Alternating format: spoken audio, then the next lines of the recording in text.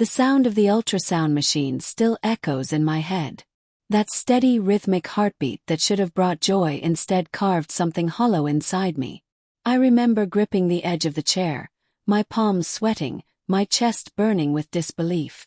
The doctor smiled, congratulating us both, completely unaware that the man standing beside her wasn't the father.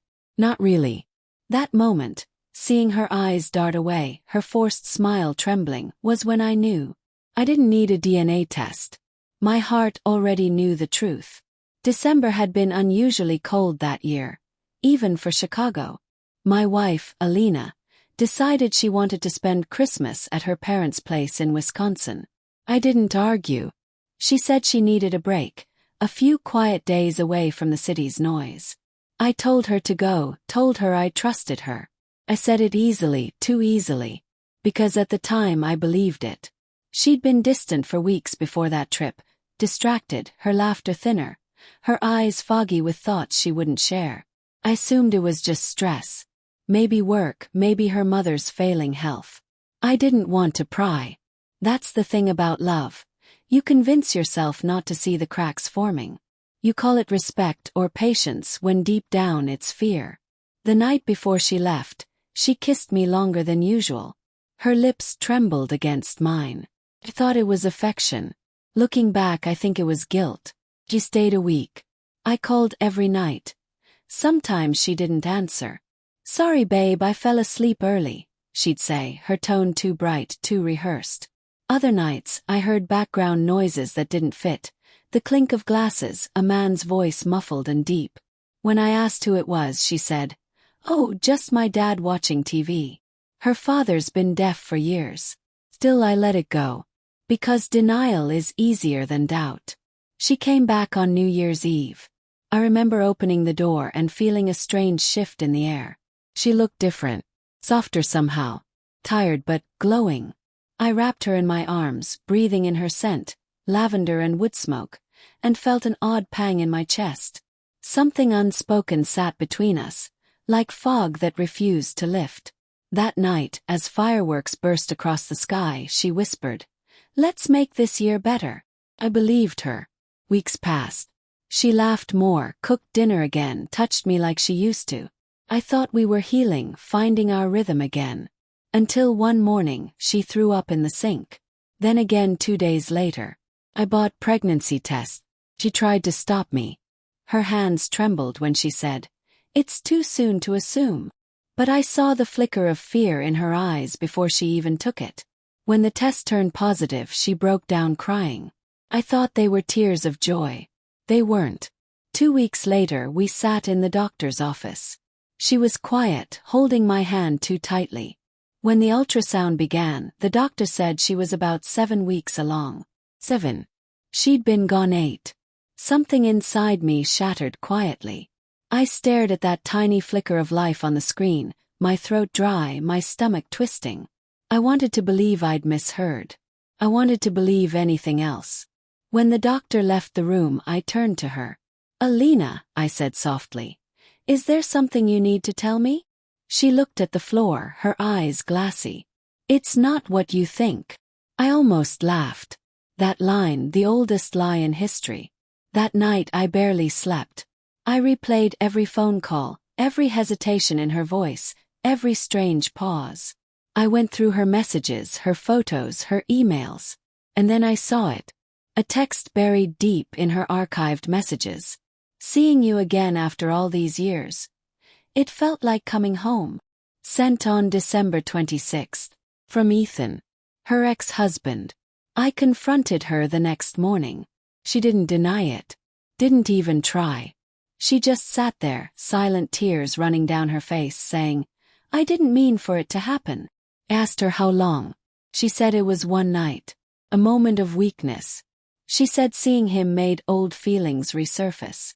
I wanted to scream. I wanted to break something. But all I did was whisper, "You came back pregnant, Alina. With his child. What do you want me to do with that?" She said she didn't know. She said she was sorry. Over and over. As if sorry could rewrite time. The days after that were a blur. She stayed in the guest room. I avoided home. I'd sit in my car for hours, parked by the lake, watching the frozen water shimmer under the streetlights. People talk about heartbreak like it's an explosion. Sudden, violent, destructive. But it's not. It's erosion. A slow, silent undoing of everything you thought was solid. I started seeing the world differently. Every couple I passed on the street, every ring glinting on a stranger's hand, felt like a lie waiting to be exposed. I hated that part of me. I hated what her betrayal had turned me into. Suspicious, bitter, hollow. And yet, I still loved her. That was the cruelest part. A month later, she told me she was keeping the baby. "It's not fair to punish an innocent life for my mistake," she said. Her voice was steady, almost defiant. I wanted to tell her she was right, that she was brave. But all I could think was how that child would grow up calling me dad when I'd know, every time I looked into their eyes, that they weren't mine. So I made a decision. I invited Ethan to meet me.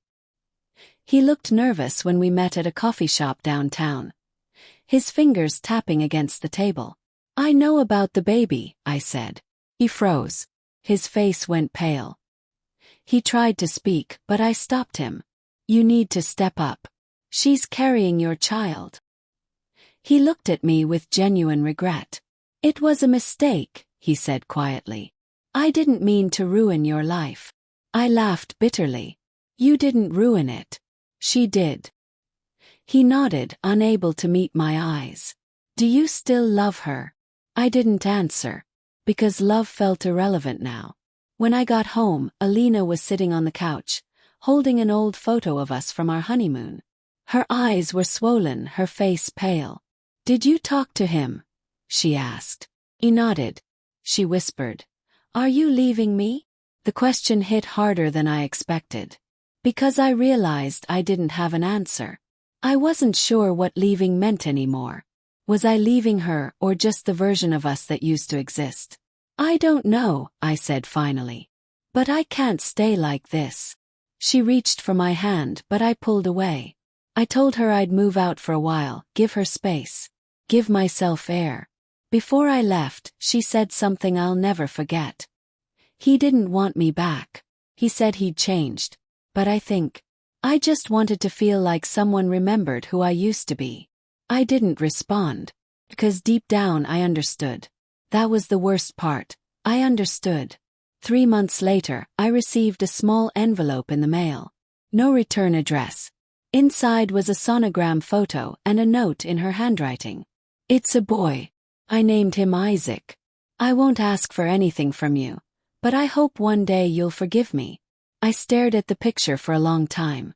The tiny outline of a child who would never know me. And then I did something I hadn't done in months. Cried. Not for her. Not even for the betrayal. But for the life that could have been. The home that should have been ours. Sometimes I still drive by her parents' house when I visit Wisconsin. There's a swing in the front yard now. I once saw her there, holding a little boy. His hair the same shade as Ethan's. She didn't see me. And maybe that's for the best.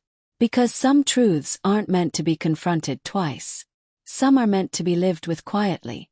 Like a scar that never fully heals, only reminds you of where the knife went in.